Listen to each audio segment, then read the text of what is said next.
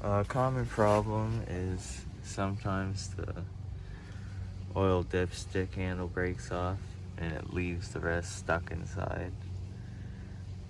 Usually it's not too hard to get it out, so I'm going to see if we can get it out here.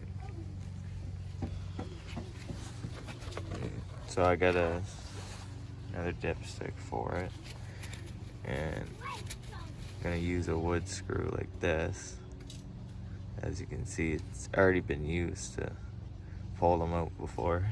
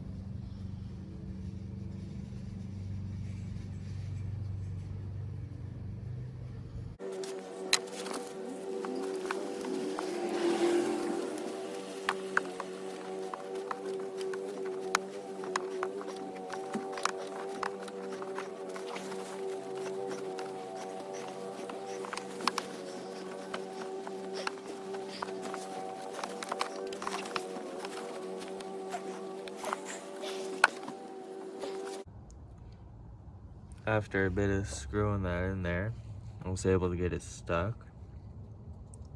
And I grabbed the top of the screw there with some pliers and pulled up.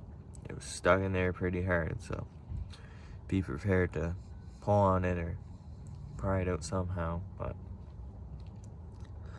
that one wasn't easy, so I'm gonna pull it the rest of the way out and try to get the new one in there without getting that stuck. Alright, so here's what the dipstick looks like.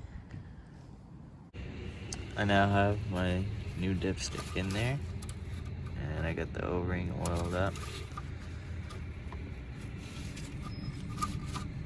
and it goes in and out. So that's how you do it.